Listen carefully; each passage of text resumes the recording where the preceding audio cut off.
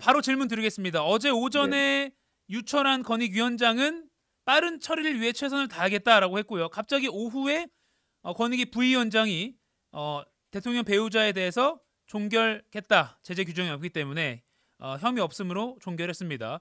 우선 개괄적으로 어제 권익위의 결론 어떻게 좀 평가하십니까? 예, 뭐 국민권익위원회가 일단 부패방지 주무기관이기 때문에 예. 예, 이 사안에 대해서 그 어떤 기관보다 엄정하게 판단해야 됨에도 불구하고 스스로 존재 이유를 부정한 게 아닌가 이렇게 평가하고 있습니다. 스스로 존재 이유를 부정한 것 아닌가 평가한다. 예. 그럼 좀 자세히 짚어보죠. 이 공직자인 윤 대통령이 배우자의 금품 수수 사실을 알았음에도 서면으로 신고했는지 여부에 대해선 권익위가 아무런 설명이 없었다 이런 지적이 나오고 있습니다. 일단은 알았는지도 관건이고 알았다면 뭐 신고를 제대로 했느냐 이것도 두 번째 관건인데 이게 청탁금지법의 핵심인데 제대로 이에 대한 설명이 어제 안 나왔습니다. 어떻게 보십니까? 예, 뭐 당연히 말씀하신 대로 청탁금지법 관련해서 예, 사실은 이미 대통령이 이제 청탁금지법 8조에 따르면은 뭐 배우자가 이 금품을 받은 사실을 알았으면은 신고하거나 아니면은 이제 그 받은 금품을 돌려줘야 되거든요. 예, 신고도 서면으로 해야 되기 때문에 예, 그 서면 신고 절차가 있었는지 그리고 돌려줬는지 이게 두 가지가 사실은 핵심인데 네, 신고 여부에 대해서는 얘기하지 않았고 일단 알았다는 거는 뭐 대국민 그 방송을 통해서 이미 대통령께서 직접 말씀하셨기 때문에 예, 예, 이미 알고 계셨을 것이고 그것을 서면으로 받았다는 사실을 신고했는지 돌려줬는지가 없는데 돌려주지 않았다는 것도 대통령실에서 이미 대통령 기록물 관리하고 있다는 취지로 이미 발언을 한 바가 있기 예. 때문에 두 가지 다 지키지 않았다는 게 명백하게 확인이 되는 사건이라고 봐야 되겠죠. 음. 그런데 그 두 가지 핵심 그러니까 알았음에도 신고를 왜 안 했느냐 그리고 이걸 대통령 기록물법상으로 그 법에 맞게 관리를 하고 있다는 취지로 대통령실이 설명한 바가 있는데 그렇다면 네네. 이건 왜 안 돌려주고 지금 상태는 어떤가 등등에는 아무런 설명이 없었다 이렇게 보시는 거군요. 네네, 그렇습니다. 예. 김 여사의 명품 가방 수수와 대통령의 직무에는 아무 관련성이 없다 이렇게 어제 권익위가 결론을 낸 셈인데 이거에 대해서는 참여연대 여전히 좀 뜯어봐야 될 게 많다 이런 입장이시죠?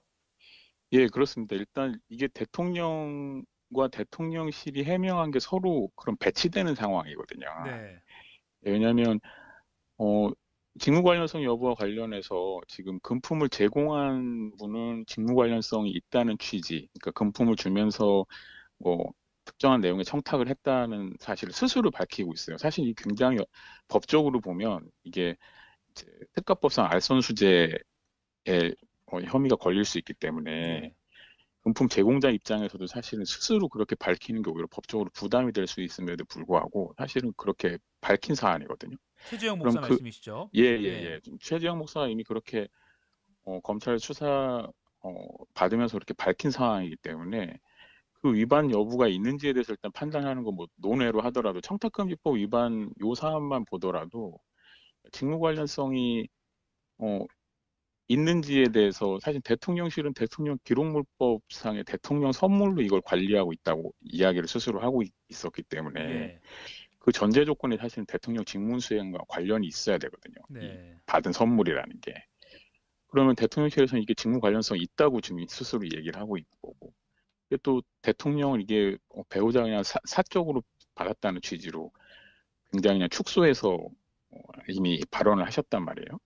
그럼 이 배치되는 이 사실관계가 서로 주장이 맞지 않는 앞뒤가 맞지 않는 주장이 있음에도 불구하고 국민권익위원회에서 이 사안에 대해서 어떻게 판단했는지를 사실은 어제 발표한 바서는 저희가 전혀 확인할 수 없다는 거죠. 예. 예. 그러면은 이게 어떠어떠한 이유로 권익위에서는 이렇게 판단했고 위원회에서는 이러이러한 의견이 나왔지만 전체적으로 위원회 의견은 이러이러하다라고 설명이 있어야 되는데 그런 설명 없이 그냥 1분 30초만 뭐 도대체 어떤 근거를 가지고 이런 결론을 내렸는지에 대해 전혀 설명도 없이 뭐 사실 어떻게 보면 너무 뻔뻔한 브리핑이었다 이렇게 평가할 수밖에 없겠습니다. 예.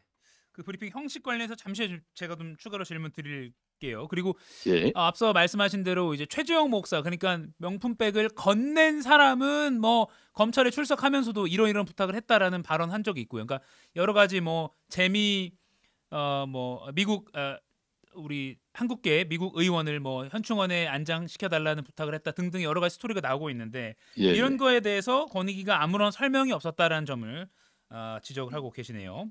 네, 네. 그런데 이제 반론을 제기하는 쪽에서는 이게 어차피 현지 대통령 형사상 소추가 될 수 없는 거 아니냐 그 불소추 특권이 있는 게 대통령인데 어차피 대통령 권익위가 뭐 조사나 수사하기도 현실적으로 어려운데 이거 신고 괜히 해가지고 참여연대가 대통령 쪽 망신 주게 하려는 거 아니야? 라는 식으로 주장을 하기도 합니다. 여기에 대해서 다시 좀 반론을 하실 게 있다면요.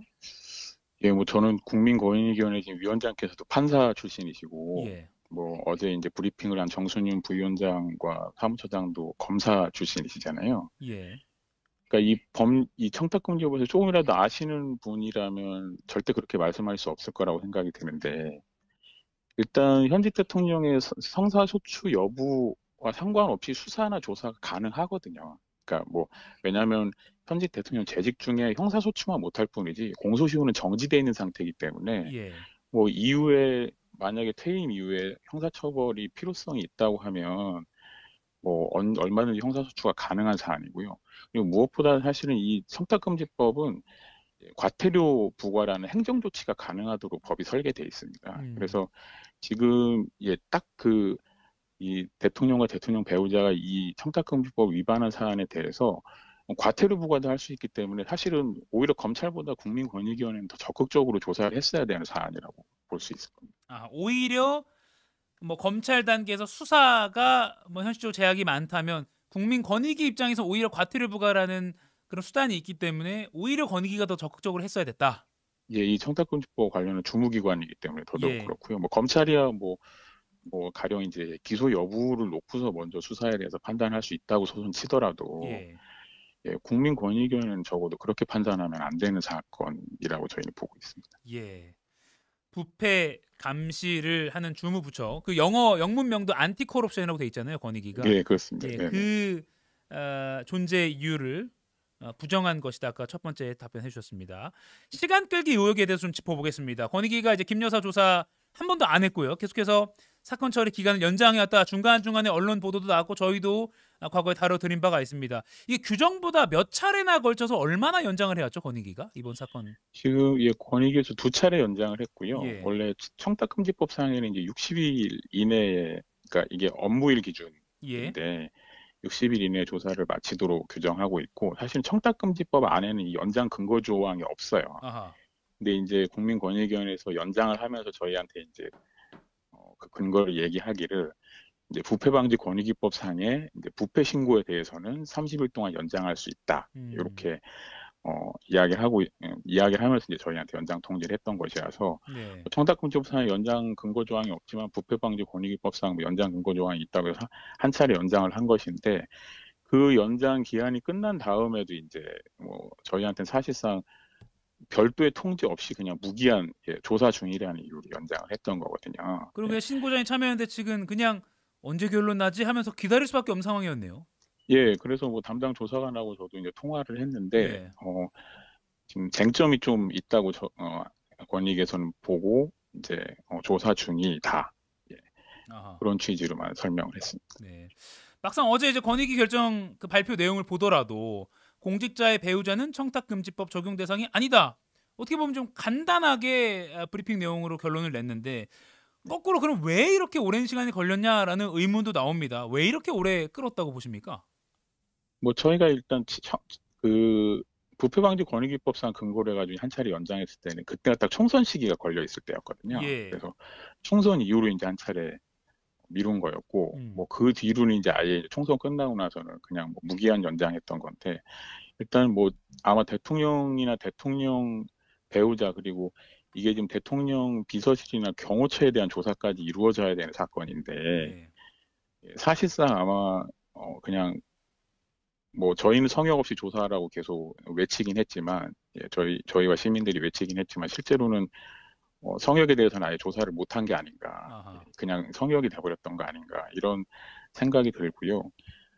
실제로 지금 뭐 처음부터 이제 올 1월에 유철한 권익위원장이 이제 국회 정무위에서 답변하는 과정에서 예. 이 권익위가 이 대통령의 비위에 대해서 특히 이 사건과 관련해서 이제 질문을 받았을 때 관여 권한이 없다라는 취지로 이제 답변을 했었거든요. 논란이 됐었죠.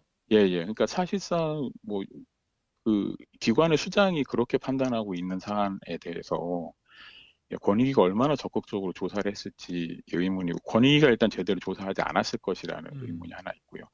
이게 그러니까 대통령의 눈치 보기 때문인지, 아니면 실제로 이제 그 피신고인들이나 그 조사 대상 기관들이 외압을 행사했던 건 아닌지에 대해서는 사실은 이후에 좀 꼼꼼히 따져봐야 되지 않을까, 그렇게 생각하고 있습니다. 예. 어제 발표 시점과 형식에 대해서는 어떻게 보십니까? 이제 한 1분 30초쯤 짧게 뭐 기자 질문도 받지 않고 일방적으로 브리핑하고 퇴장을 했고요. 또 어제 날짜가 이제 마침 대통령 내외가 해외 순방을 떠난 날이어서 논란이 커지고 있는데요. 예, 아마 뭐 이거는 그 언론사 기자분께서 더 잘 아실 텐데, 저희보다 더 잘 아실 텐데, 어제 그 발표 시점이 저녁 5시 30분이잖아요. 예. 그러니까 아마 보통 방송 같은 경우에는 마감 시간대에 거의 직전으로 알고 있고, 예. 또 이게 대통령이 순방을 떠난 뒤에 발표된 사안이란 말이죠. 그러니까 보통 굉장히 정치적으로 민감한 사안에 대해서 과거에 이제 검찰 같은 권력기관들이 주로 쓰던 방식인데, 뭐 금요일 오후 늦게 발표한다거나, 예.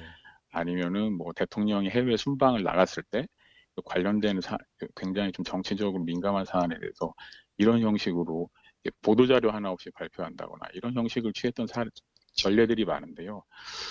저는 적어도 이 청탁공직법과 관련해서 주무기관이 국민권익위조차 이런 방식으로 발표할 거라고는 사실 생각을 못했었는데, 예. 예, 뭐 기자들 질문조차 받지 않았다는 걸, 이 사안에 대해서 사실은 굉장히 사안 자체가 쟁점이 어떻게 보면 굉장히 단순하고, 사실은 이 권익위가 무엇을 조사해서 어떤 결론을 내려야 되는지 굉장히 어떻게 보면 국민들 입장에서는, 국민들의 상식선에서는 정해져 있는 사건인데, 네. 그에 반하는 내용을 발표해야 하다 보니까 뭐 당연히 권익위 입장에서는 오히려 스스로 그런 방식을, 그런 스스로도 민망한 방식을 선택해서 발표했던 게 아닌가, 그렇게 생각합니다. 예. 스스로도 민망한 방식. 어제 그 1분 30초짜리 짧은 오후 5시 반에 한 브리핑은 아마 권익위가 계속 두고 흑역사가 되지 않을까 이렇게 평가하는 분도 많은 것 예, 같습니다. 저희도 그렇게 생각하고 있습니다. 예, 여기까지 듣겠습니다. 바쁜 아침에 이렇게 연결 응해주셔서 감사합니다. 네, 감사합니다. 참여연대 행정감시센터 장동엽 간사님과 이야기 나눠봤습니다.